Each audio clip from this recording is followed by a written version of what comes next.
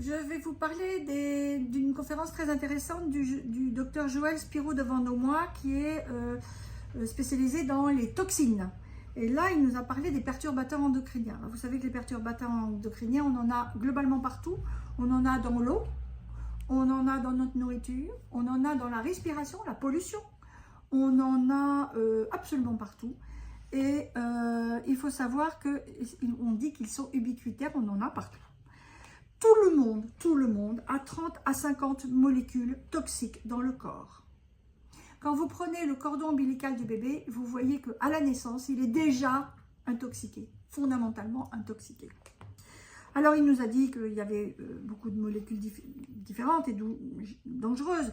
Les bisphénols, vous savez qu'on a arrêté le bisphénol A, et puis maintenant, on a le bisphénol F et S, et ils sont plus dangereux. Mais ils ne sont pas cadrés par la législation. La législation a cadré le bisphénol A. Les industriels ont créé tout de suite 2 autres bisphénols qui sont en fait plus dangereux et qui ne sont pas cadrés. Les phtalates, les phénoliques, les polychromes, les cadmiums, les métaux lourds, le formaldéhyde, les composés perfluorés, les parabènes, etc. Il nous dit que le moment le plus important, c'est la naissance et les 1000 premiers jours de la vie, c'est-à-dire le fœtus plus au moins 2 ou 3 ans. Donc, ce sont des âges où les enfants sont terriblement, ce sont des éponges aux toxicités. Et on dit que dans l'épigénétique, toutes les toxicités se déclareront peut-être 50, 60, 80 ans plus tard. Donc, il faut vraiment préserver ces enfants, manger le plus bio possible, faire très attention à tout ce qu'on peut leur donner. Évidemment, ne rien réchauffer en plastique et faire attention à tous les contenants. Les biberons doivent être maintenant à nouveau en verre parce que maintenant il y aurait des biberons en plastique qui seraient safe et en fait qui ne le sont pas d'après lui. Il dit qu'il y a une toxicité à très faible dose et que ce n'est plus le problème de la dose. Or, toute réglementation est faite sur la dose. Donc déjà les réglementations sont pas bonnes pour... il ne faut pas y faire confiance. Donc la grossesse est une période extrême et la prime enfance a un impact sur toute la vie.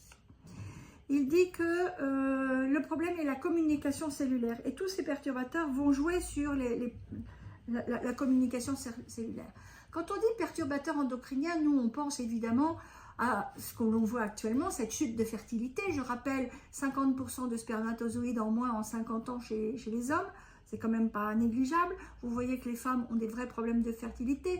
Elles ont des problèmes plus d'endométriose, d'ovaires polykystiques. Elles ont des tas de problèmes. Donc, elles ont le mélasme également. Donc, on a des tas de problèmes de perturbateurs endocriniens. Mais pour lui, les perturbateurs endocriniens vont jouer sur l'immunité et également sur les problèmes neurologiques. Donc, ils n'ont pas que des problèmes endocriniens. Ils ont 3 problèmes. Immunité, neurologique et endocrinien.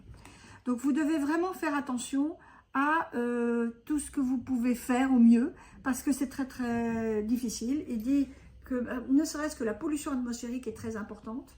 Bien sûr, un enfant élevé à la campagne n'a rien à voir avec un enfant élevé en ville. Mais so what, maintenant, nous, on a des enfants en ville, et qu'est-ce qu'on fait?